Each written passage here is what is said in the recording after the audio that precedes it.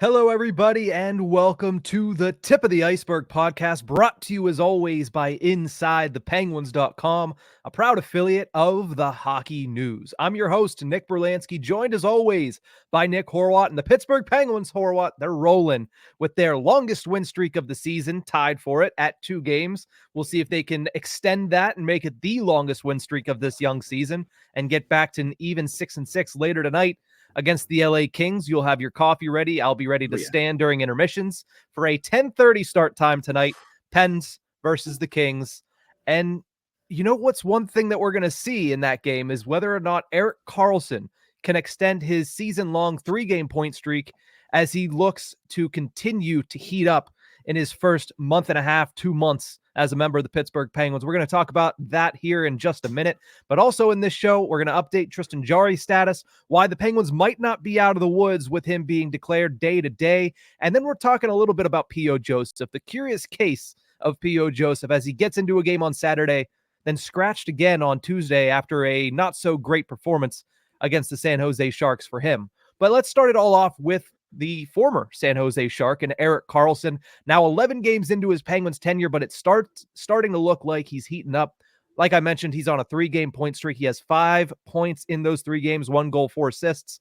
What changes have you seen from Karlsson over the past week or so, or at least how do you think he's grown or gotten more, in tune with the Penguin style of play? So I know you said you've seen something. I would say I haven't seen too much of a change in a style or too much of a change in a feel. I would say maybe, excuse me, he's just gained some. He's just comfortable. He's more comfortable with his teammates, his line mates, his spot on the top power play, and the success is starting to find the team as a whole a little bit more. Because, like I said, Erik Karlsson's always been shooting the puck since game 1. Then he was rifling it that game. And into the following 10, he's just been taking advantage of his chances, getting shots on net. But I think things are just starting to click a little more for the team as a whole, just starting to stack up his assists, starting to stack up his power play points, which are huge because that power play is what everyone wanted to see wake up a little bit. I would just say it's a comfort level when it comes to what has changed or what has been a reason for this dawning of a new stretch of production here, because at least from what I've seen, nothing too much has changed visibly or hard, like a hard here's what's changed. I'm sure you'll be able to tell me more detail and I'll kind of bounce off of it, but for now I would just say there is a confidence level and a comfort level that has definitely finally shown its face for Erik Karlsson in Pittsburgh with these teammates. Yeah, I talked about this slight change. It's not like he's changed anything overall or overarching about his game. He is Erik Karlsson through and through, exactly what we expected when the Penguins acquired him back in August. But I talked about this a little bit with Hunter Hodes on Locked On Penguins yesterday, that there's a slight little trait that I'm seeing him. I don't know if he did that in San Jose. I don't really recall him doing it in Ottawa, but I haven't watched a lot of Erik Karlsson over the past couple of seasons just simply because of where he was playing. But he has this like inner Randy Orton that he's starting to channel right now, that out of nowhere just pivot and attack the puck carrier, especially on the rush, that he is just completely lying in wait. And then the second that puck carrier crosses the blue line, he is just darting straight for them. And it's something that he can perform and he can do, and not a lot of other defensemen can do because of how quickly he can change trajectory and change where he's going and change, the speed at which he is skating. He's one of the fastest skaters the Pittsburgh Penguins have, and his ability to do that quick, just 1-2 step, and he's right there on the player, forcing that player to make a decision. That's something I've started to see. I saw it on Tuesday. I saw it a lot against San Jose, but of course San Jose is what it is. But you've started to see that more and more often, and I think part of that is that, yes, he's getting more comfortable with Marcus Pettersson. He knows that if he does miss, and if the player that he's trying to put in a predicament makes a good decision, he knows he at least has Marcus Pettersson behind him to make a play and make up for that. But I think more often than not, the last couple of games, it's actually succeeded. He's shut down the rush when he's done that, and he hasn't done it every single time, and he shouldn't do it every single time because that's how you get in trouble, because people will then make it predictable. But the times that he's done it, it's been effective, and it's something that I didn't know was part of his game coming into this season. even though we knew he was fast, even though that when you asked everybody about his defensive game before the season, they said, oh, he has a good stick in the defensive zone. It's that specific movement and motion that I've noticed in the last couple of games that has really started to impress me. And it's something that I feel like is happening more often as time goes on. Yeah, because I asked that question to Mike Sullivan as well, and he mentioned the idea that they're trying to get that sort of specific style of play, that sort of defensive mindset into him a little more. They want to see more of that from him because they want him to be able to play both sides of the puck to at least a usable degree. They don't want not that they don't want the 101 point Erik Karlsson. They would. They absolutely do. But they want the Erik Karlsson that San Jose saw offensively, but then they want to see a Pittsburgh defenseman in him as well. It's not that he wasn't a great defenseman in Ottawa. I think we all kind of realize those years are a little bit further in the past, so it's kind of harder to bring those back.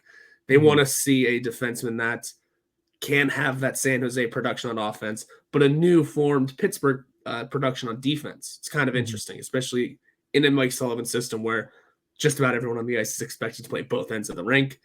And Mike Sullivan said, they're trying to really get that out of him. They're trying to get a good defensive style of game from Erik Karlsson. They want him to utilize that stick that he has. Everyone, like you said, everyone says he's got a good stick and he's got a good speed. Erik Karlsson and Mike Sullivan and the coaching staff are trying to highlight that and give that an extra level and an extra layer to his game because those points will come. We knew it was going to take him, or not that we knew it was going to take him a minute, but once we saw it taking a minute, we knew it was going to arrive. And now here we are with 5 points in the last 3 games. A couple of power play points is key. And the San Jose game is in there, but that's still important. That's still an important wake-up call for certain areas of the team. And the offense is going to arrive. It's just a matter of getting that defense into a good structure. Yeah, and you look at his underlying numbers, they've improved dramatically in the last 3 games as well. Karlsson, on the season as a total, he has 56% of the shot attempts at 5-on-5, 58% of the expected goals, and 62% of the high danger chances. But in the last 3 games, he has 58% of the shot attempts, 77% of the expected goals, and 76% of the high danger chances for. And the Penguins, not to be outdone, and I know a lot of people don't like the underlying stats. If you want some real stats, here's some real stats for you. In those last 3 games, the Penguins have outscored their opponents 7-0 when Erik Karlsson is on the ice at 5-on-5, and you do not get much better than that instance right there. And understandably, like you mentioned, the San Jose Sharks game is in there, but at the same time, they're one of 32 that you have to beat in this league, Horwat, and everybody gets to play them. Some teams more than others, but everybody gets to play them at least twice. And for what it's worth, it's not like the San Jose Sharks are going to go 81-1. They got their win. It happened against Philly, which is hilarious. They are still an NHL team, if you will. There are NHL names on that roster. I mean, we had Mikhail Granlund last year. We didn't. Penguins drafted Kalen Addison. Oh my! And that is what happened to him. That's a conversation for a different day. I need to talk to Hoppy. I need him to get on the horn with Billy Guerin. Because why? Why did you do that to poor Kalen Addison? Did something happen? He just wasn't getting utilized. I don't know. But that's again, he's going to get utilized in San Jose anyway. No, the Penguins are outscoring their opponents, and they are. If you look at some of the underlying numbers, some of those analytics, they're one of the best analytical teams in the league right now. Certain lines are really good in those expected goals numbers. I think overall as a team on 5-on-5, they're number 1 still. And in all of the metrics, all of these situations, in all situations, they are number 2, barely, behind the Colorado Avalanche. They're one of the best analytic teams in the league right now. So whenever they say that they feel like they've outperformed their opponents to a pretty good degree, and they are playing better than that record suggests, the analytics are backing that up too. But again, it's those hard numbers that have been pulling them back a little. It is that finishing ability that held them back a little, but they're starting to find it. They needed 10 goals against San Jose to prove, hey, we can finish. We just did it 10 times. They needed one of those close games in Anaheim too, right? Yes. To kind of say, we can win the big games, the blowout games, and we can hold on against it's Anaheim. So, you're taking it with a little bit of a Well, No, Anaheim's a good team this year. I'm not taking anything away from that victory on Tuesday. okay. Yeah, I mean, I wasn't either. I'm saying it's one of those games you need to. All right, we can also win those close games. The Yeah. 1-0 into an empty net where John Gibson was standing on his head and playing very well. Where you lost your starting goalie, and we'll get into that. It's one of those games they needed. The Penguins are waking up. They're finding their rhythm. If they can sweep this road trip, huge. That's huge for momentum to come home to. And we'll see where it carries them from there. And I mean, I know we said that they haven't had a great history in California. It was debunked almost immediately by us. Yeah. But this one feels a lot better than, past road trips out to California. I mean, look at the last 2 seasons, the Penguins were 4-2 in California. And, obviously they'd like to get the win tonight, but if not, that follows along the same lines as winning percentage. 2-1 would be a successful road trip. But of course, like you mentioned, especially with the teams coming up on the schedule back east for the Penguins, you would like to get 3-0 and get back to 6-6 on the season and have that as a reset with that successful road trip in tow to carry on the remainder of the month of November leading into Thanksgiving. And like you mentioned, where you're at Thanksgiving does tell a pretty big story about who's going to be in the race come March, and early April, because you can't start slow through the first month and a half and expect to be able to come back. It takes a very, very good next 4 months if you start slow in the first month and a half. And where teams are in Thanksgiving, I think you said it was within, or Elliot Friedman always says, as long as you're within 6 points of a playoff spot, you're in a decent position. If you're outside of that, then there's really like a 90% chance you miss the playoffs. So the Pittsburgh Penguins still have some work to do here before American Thanksgiving coming up here in about a week and a half, 2 weeks. But one last thing about Karlsson that I wanted to mention, just one last little statistic that I think is interesting when you look at them in the grand scheme of things, as far as not just the Penguins, but the entire NHL, is him and Pettersson together have a 63.5% of the shot attempts at 5-on-5. That's good for 13th in the NHL among all defense pairings. Exactly what you want from that pairing there, because Pettersson brings that defense. We've seen Karlsson at times be able to be a little bit better than the 1% that's on his hockey card from Jay Fresh. But to see them get those shot attempts, that's how they're going to be at their best. Pettersson can cover up for deficiencies that Karlsson has and shown that through the first 11 games, but where they're going to find success, and we've seen Pettersson do it a little bit more this season than in most, is getting on that offensive end, getting shots to the net and creating offense and keeping the puck on that end of the ice. And they've done a really good job of that this season. They have. And I've already noticed Pettersson take more advantages and take more steps up in the offensive zone. And that line producing the way it is, I think the second Erik Karlsson was acquired by the Penguins, we all looked at it as he's going to slot right in with, with Marcus Pettersson. Just the easy choice. They're both Swedish. It's the second line role behind Chris Letang that Erik Karlsson was probably coming into knowing until maybe, Erik Karlsson's got a couple of years on him, so maybe down the line a little bit, there's a switch in that situation. And, maybe just Erik Karlsson is ready to take that step up, or more or less Letang's ready to take that step back. And they do that switch. That's a couple years down the line. In a I was about to say it is, because right now, Chris Letang is off to one of his best starts of a season than he has had in maybe 10 years. And that's on both ends of the ice. Yeah, specifically on the defensive end of the ice. It's not like, I'm not even talking about the offense. The offense has been there, but the defensive end of the ice, Chris Letang has been a force. I talked about it Monday. Days are blending together at this point, Horwat, but I talked about it this past week. You can find it on the feed. It's a little easier than for me to try to find it in my memory, but impressive for Karlsson. He's starting to heat up.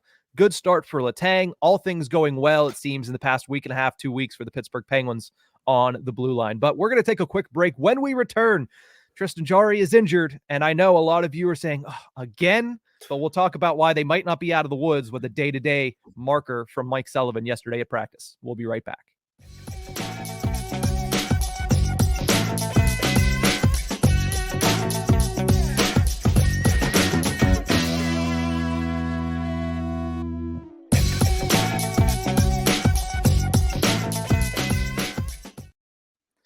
Welcome back to the Tip of the Iceberg podcast, brought to you as always by InsideThePenguins.com.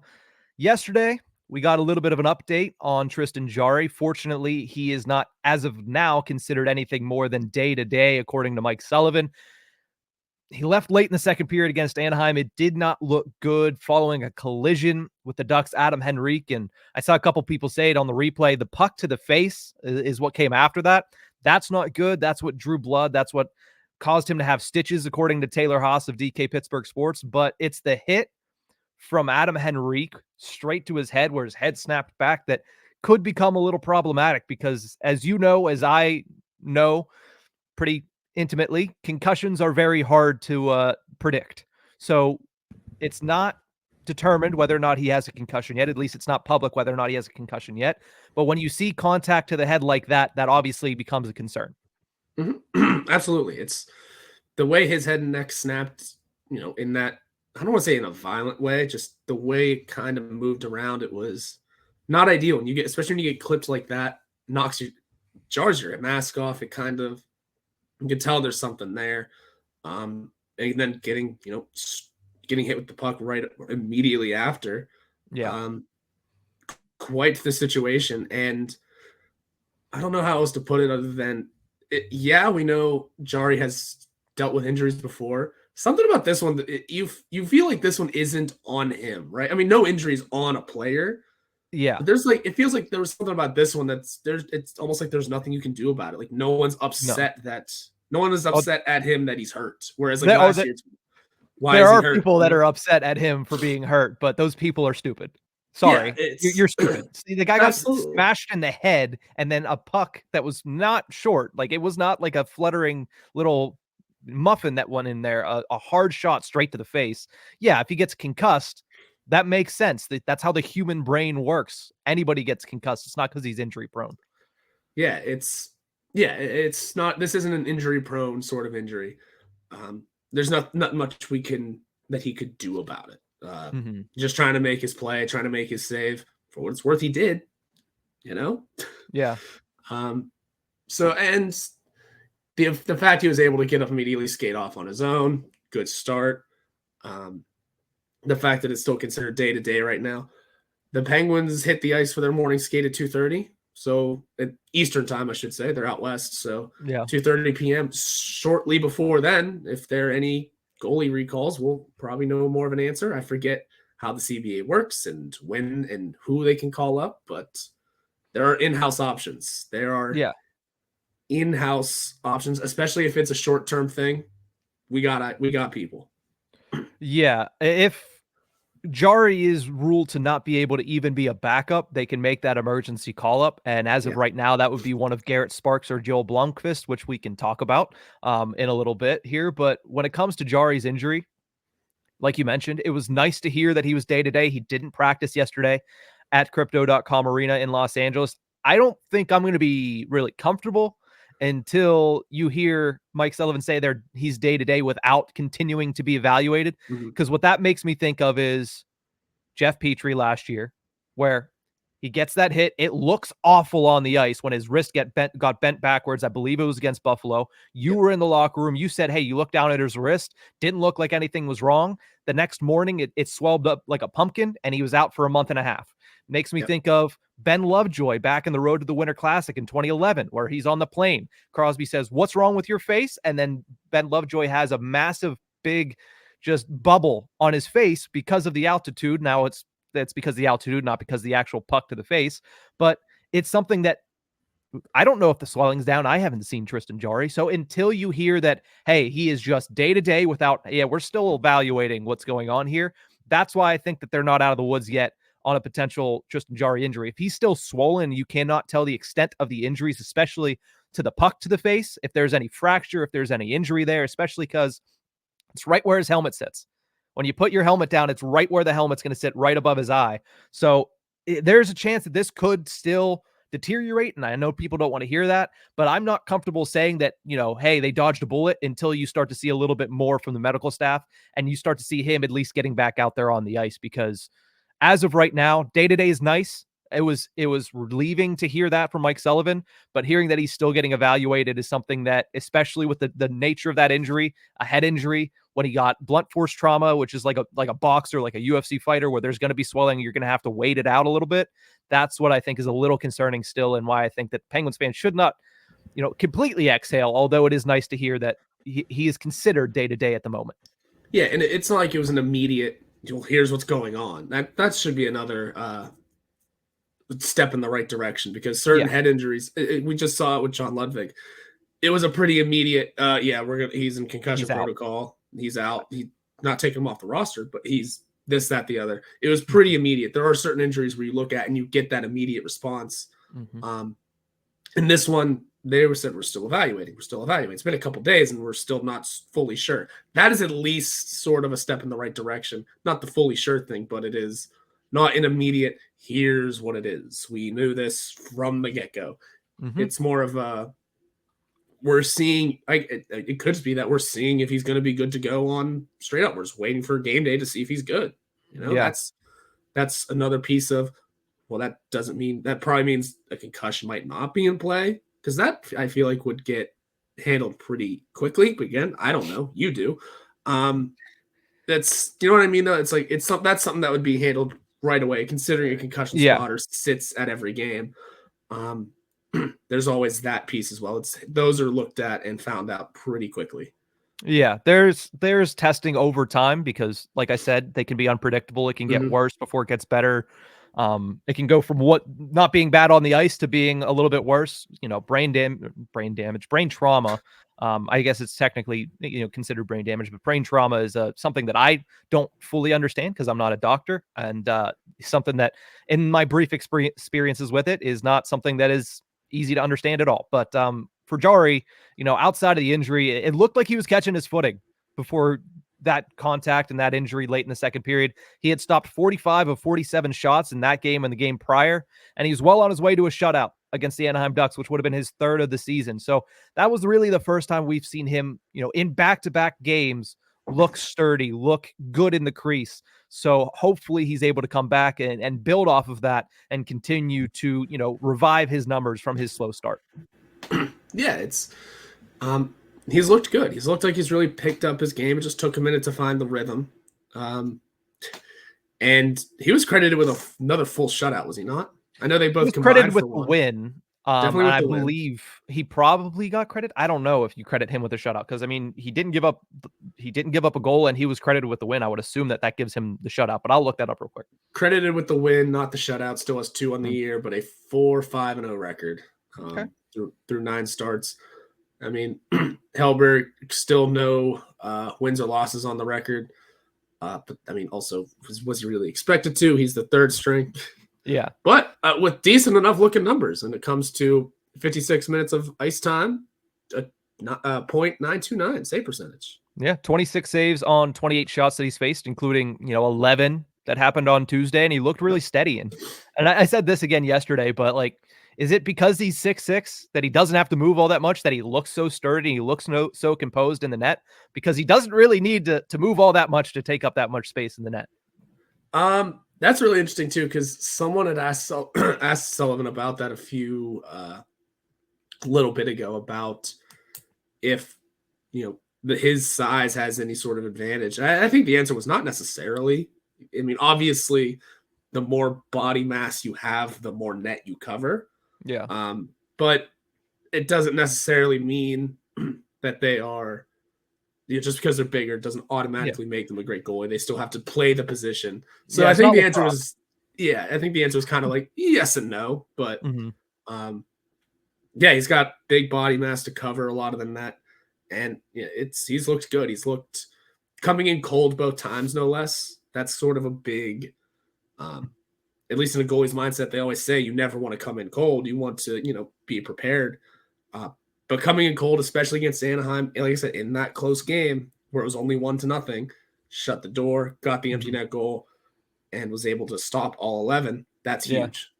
Yeah, and Hellberg after the game gave credit to the Penguins defense, and as he should have. The Penguins defense, played really well on Tuesday night. They were able to open up lanes, make sure there was not a lot of traffic in front of Hellberg whenever he went in cold. And, if you're going to go in cold, you want it to be, it's weird to say, but if you're going to go in a situation like that, you'd prefer it to be like maybe early in the first, midway through the first, because warm-ups was not as long ago, but late in the second period, that makes it, something that's the later it goes into the night, the more difficult it is to come in and be in relief. I mean, we saw that in the playoffs a couple of years ago with Louis Domingue in overtime where he had to come in. So it's a situation where you're hoping that, Hellberg doesn't have to be leaned upon for the next 5 games, because that's when Alex Nedeljkovic will be able to come off of LTIR, is after the next 5 games. But if they do, he does have some experience. He played a little bit more in the NHL last year than he has throughout his career. 7-8-1 record over his entire career with a 309 goals against average and an 888 save percentage. So we'll see if he can, obviously continue his performance that we've seen in the 2 relief appearances here. But if he is the guy, I would assume he's the guy tonight. I would assume he gets the start regardless of if Tristan Jarry is healthy enough to dress. I would assume that the precautionary reasons, they would make sure Hellberg is in net against the Kings. I would assume that too. That's sort of you want to have your, the team on the ice that gives you the best opportunity to win. That's one of those other Sullivanisms that we were discussing before the show here. Sure, you're going to want that, but sometimes, especially in the goalie position, you do have to take precaution measures. And you've already not necessarily already succeeded on the road trip, but you've already sealed a winning record on the road trip, which is a good start to building back toward the rest of the season. Mm-hmm. But I think if you need one game to have a precaution, absolutely go with Hellberg. And even if you need to make a recall for a backup position because Jarry can't even step into that role, like I said before, we have the options. Mm-hmm. But I think this is absolutely a game where you'll see Hellberg get his first start in a Penguins uniform. We'll see how things go from there. And even if it is just the one game as a precaution, I think we are all expecting that he should fare just fine. Mm-hmm. Like I said on this show a couple of times, Hellberg and Nedeljkovic shared a Detroit Red Wings locker room last year for a handful of games each. Both of them also shared a lot of time in the AHL. Hellberg ended up playing more games in the NHL last year than Nedeljkovic did. So there's a bit of an experience curve there that Hellberg has. He'll be ready to go. All goalies are always ready for this. Mm-hmm. And as you mentioned, that if they have to make an emergency recall, it's likely one of Garrett Sparks, who's on an AHL contract right now with the Wilkes-Barre Scranton Penguins, or it could be one of the top prospects for the Penguins between the pipes and Joel Blomqvist. You look at his record, I'm just saying, I don't say that, I'm not saying you should call him up and immediately start him, but maybe get him a little bit of time at the NHL level. Let him, do a little bit of traveling with the NHL team, because in 7 games so far this season, Joel Blomqvist has a 1.91 goals against average and a 920 save percentage. And this is, again, his first full season on North American ice. So solid start there for the Penguins. I would say top goaltending prospect. I know Sergei Murashev has been pretty impressive over in Russia, but, Blomqvist, the fact that he's at the AHL for the first time this season for a full season and he's playing as well as he is, give him a shot to come up to the NHL squad, see how the NHL works for a couple of games. And even if he doesn't get in the game, doesn't get any action, it's good for a young player like that to get some experience. So if you need to do one, and it's only going to be a couple of games, maybe a week, maybe you call him up, or maybe if you call Sparks up, you just let Blomqvist be the number 1 starter and just start him the entire time down in Wilkes-Barre. That could be good for him as well, development wise, being a workhorse for a little bit. Yeah, there's all kind of benefits to whoever gets called up. And because Kyle Dubas really revamped this goaltending core, there's all kind of, options and all kind of different directions they could go with this. And in everything that we've seen from Blomqvist in a Penguins uniform from the prospect challenge against his peers, looked really good there.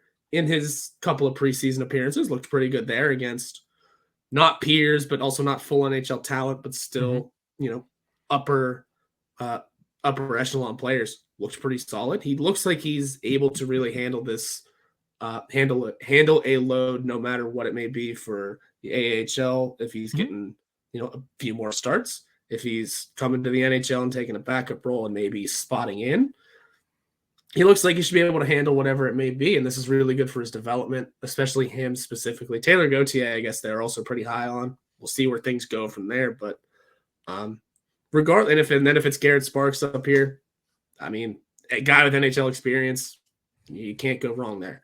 So thankfully, this is a problem that, let's say Tristan Jarry has to go out longer term. They only have to handle for about 2 weeks, a little under, until Nedeljkovic comes back, and Alex Nedeljkovic has been playing pretty well before his injury. So there's not too much of a panic situation here with this. You do want your starting goalie to be healthy, especially that you just re-signed him, and the fact that, again, this injury is not on him, but one of the risks when signing Jarry was his proneness to injuries. And it rears its ugly head pretty early. It's not ideal. So you're hoping for the best, but if he needs to go down, we have the options. The Penguins have the options. The Penguins have also a quick turnaround for someone who can step in as a starter. Yeah. Best case scenario, we see Tristan Jarry on the bench with a baseball cap tonight. I think that's what you're hoping for. And if that happens, then, the last 5 minutes of this podcast can be registered as a moot point. But I did want to definitely highlight Joe Blomqvist, and that's something that definitely want to keep an eye on. A hot start for him in his first full season in North American ice, and I think it's going to be he's definitely the future of the Pittsburgh Penguins goaltending position, because of how exciting he has been since he was drafted and how good he has been since he has been drafted, playing a lot of professional hockey over in Europe. Now he's doing some over in North America. But we're going to take a quick break. When we return, P.O. Joseph was scratched once again on Tuesday. I found it very curious that Sullivan went with him for one game and then sat him again. And I want to discuss that a little bit with you, Horwat, before we say goodbye for the weekend. But we'll talk about that after this break.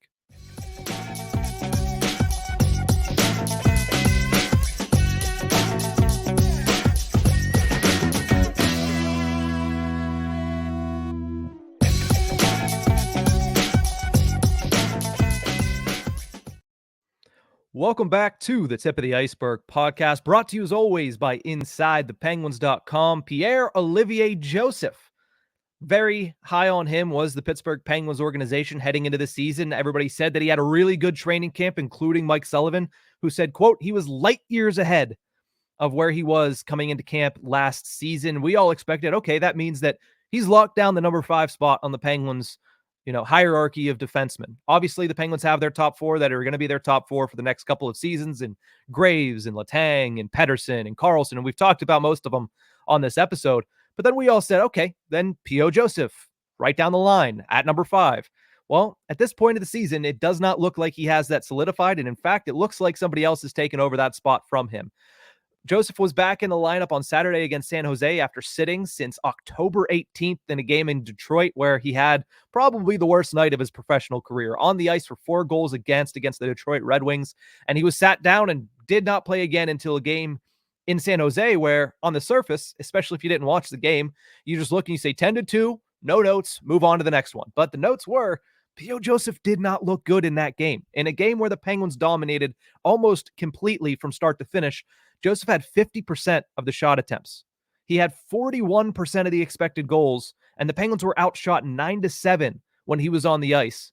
That led to him being scratched on Tuesday in favor of Chad Ruhwedel, a decision that, I'll talk about, I think is a little curious by Mike Sullivan, but certainly a decision that's telling as to where the organization feels P.O. Joseph is at right now.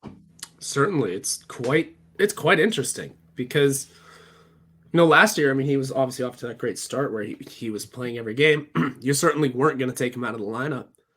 This time around, even with this interesting, this third pairing has been so interesting since the start of training camp. You got guys playing on their off wings. You got plenty of options that they've filtered through. The amount of different names that since training camp opened that have been brought up as possibilities that can take that spot over. It's far more than 0. And yeah.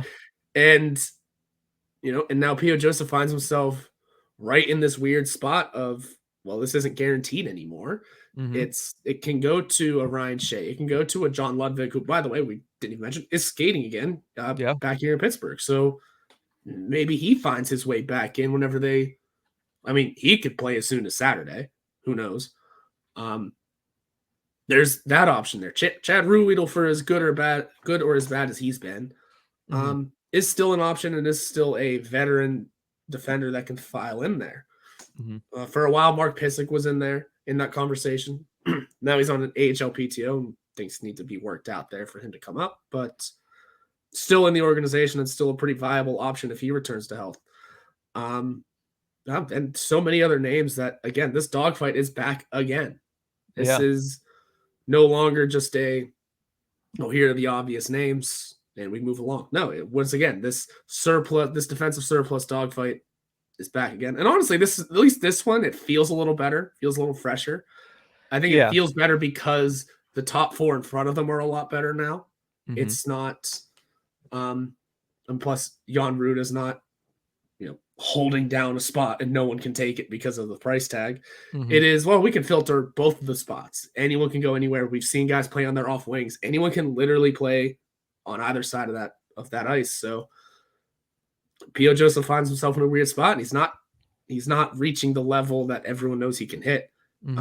It's not ideal. And the Penguins have options and have proven already that they're quick to make those changes. Yeah.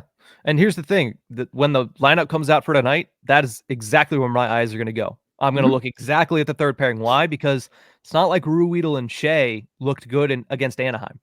They've looked good at times this season, and I think Shea has kind of distinguished himself as the best of those four as of right now.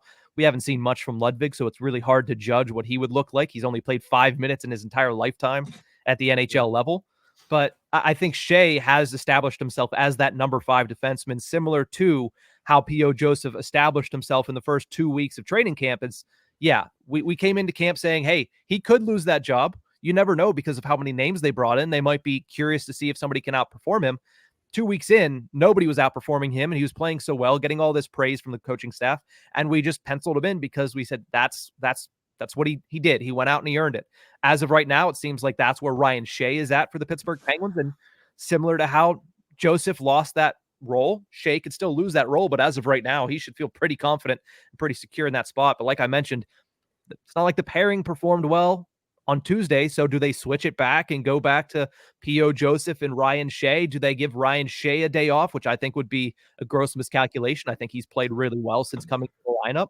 But, I mean, Ruhwedel and Shea last game, 40% of the shot attempts, 15% of the expected goals for. If you're under 30%, that is an alarming performance from your third pairing. But again, they didn't play very much. So a couple bad shifts really changes that. But, that's what you're paying them to do. That's what you're asking them to do, is go out there and have a positive impact on the game in a short amount of time. It's not an easy thing to do. One mistake can tank your numbers like that. But I thought that pairing looked a little less, confident and a little bit less sturdy than they have throughout the remainder of the season. What we've seen from those two so far. Yeah, it's just still part of getting used to each other too. It's still the early parts of the season, and they've filtered through a bunch of names already too. Yeah, there's all kinds of moving and shaking happening at that bottom line. I know I suggested the idea of a rotation before, but I mean, that's a long shot of happening again for any NHL team. So while that option is there, and that kind of looks like what they're doing, but again, it's too short of a sample size to really stamp that one in. I don't think they want to do that though. They want to have their solid guys that are in there, and then their definite 7th man option, and their definite maybe 8th, depending on how they have to carry the roster. But it's like I said, it's working things around until they see what fits. And thankfully it's happening on the third and not the first line here. That's at least one of the bonuses here. It's that we're filtering things in and out for the defensive pairing that plays the least amount of time. Sometimes Chad Ruhwedel has like one of the lowest ice times in a game. It's really interesting. So quite honestly, it's good that it's happening in the third line here, and that you don't look at an option and go, ooh, no, not that one. Because you've at least seen benefits and bonuses from all these names at one point or another. Yeah. Ryan Shea's really stepped up his game in his first handful in the NHL. Chad Ruhwedel is, like I said, he's older and he's more of a veteran, but you at least know he's that dependable Chad Ruhwedel still.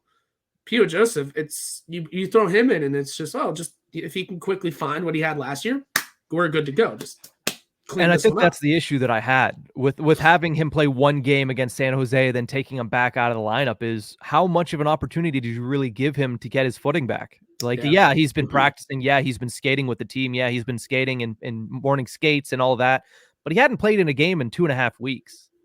And you took him out after one bad performance. It's not like he performed extremely poorly throughout the first week and a half of the season. He wasn't above and beyond what you expected from him. He wasn't as good as he was in the preseason, but he wasn't bad enough to where one bad game should have. I mean, yes, you did that. You put Shea in and Shea took that opportunity and ran with it. I understand that. But to get to the point where you're moving Shea to the right side and you're putting Joseph back in to see what he's able to do, he has one bad game and a 10-2 victory, and then you take him back out of the lineup. To me, that's just saying that you want everybody to be Chad Ruhwedel. You want everybody to be able to go up there and sit in the press box for 2 weeks, come in and look exactly like they should have if they had been playing all this time. I feel like they didn't give him enough of an opportunity to really get his feet back underneath him, especially because that was the first time he'd ever played with Ryan Shea in a game. Ever in a game. Okay, yeah. Especially a regular season game, I should say. But, there's a little bit of a learning curve to go there as well. You gave him what? I don't have the numbers in front of me. You probably gave him 9-10 minutes of ice time. And then you were like, I think that's enough. Was he impressive? No. Did he struggle a little bit? Yes. But to take him out immediately after that in a game against the Ducks for a guy like Chad Ruhwedel, who, yes, has performed fairly decently this year, but I don't think is more, above and beyond P.O. Joseph when it comes to skill level and talent and ceiling. I think that was a little curious to me. And I just don't understand why the plug was pulled so quickly on trying to get P.O. Joseph back into the game. Really interesting you mentioned the ice time about for P.O. Joseph, right? I heard that correctly. You're talking about how many minutes he played in San Jose? Yeah. Played 18. 18. Why? I guess when they were up, they must have had him. Yeah. When he played in 19 shifts, which is... I didn't remember that. That's for sure. Yeah, no, me neither. Which is really interesting. I mean, Ryan Shea also played 16. So obviously, yeah, like once you start getting up like that, you're going to put your guys, especially the guys that play a lot of ice time, you're going to take them off a little bit. But I mean, Chris Letang also still played 23. Ryan Graves had 22. Pettersson had 19, almost 20. And Erik Karlsson had just over 18. Yeah. So... Well, I think part of that is also when you get up by 7 goals, you just start running the rotation. You don't double shift guys like Letang and Karlsson. Like they've done that this year. We've both texted each other a couple times and said, okay, Ryan Shea's played a lot of ice time with Chris Letang. They're switching things around to make sure that Letang and Karlsson keep getting on the ice, even if it's not with their standard defense partner. So in that game, I that might be why you just saw that, because they're like, we're up 8 goals. Why do we need to do any rotations? Let's just one after the next, keep the line going down in the defense pairings. That's exactly what it is, because if you just go to literally the game before that 4-3 loss to the Anaheim Ducks, Erik Karlsson played 31 minutes, by the way. It's a little exaggeration. He played 30-56, but that's still a boatload. You know what, Horwat? That's an exaggeration. I need you to be a little bit more accurate on this podcast. Thank you very much. Those 4 seconds, those 4 seconds may or may not have cost the game. But Chad Ruhwedel and Ryan Shea in that game played 10-14 and 10-07 respectively. So yeah, once you get into those leads, you start filtering, just going with the lines, going through the motions. But still, I mean, they saw 18 minutes out of P.O. Joseph and said, plug pulled. So yeah, obviously there's a little something there. Yeah, we'll have to keep an eye on that. Obviously, that's going to be one of the things that everybody's looking at tonight when the roster comes out and the lineup comes out, is who's on the third pairing. I would venture to guess it's going to be Ryan Shea, but will it be Chad Ruhwedel or will it be P.O. Joseph? And when John Ludwig comes back, does it become Shea Ludwig for an extended period to try to see what those two have together? It's something that is going to be fluid throughout the season. Kyle Dubas warned us about it, and he's showing it right now, him and Mike Sullivan just trying to figure out what the best option is for the Pittsburgh Penguins at the third defense pairing. But that's going to do it for this episode of the Tip of the Iceberg. Thank you guys so much for tuning in. Remember, you can find us on YouTube at Inside the Penguins or anywhere you get your podcast from. We'll see you guys next time.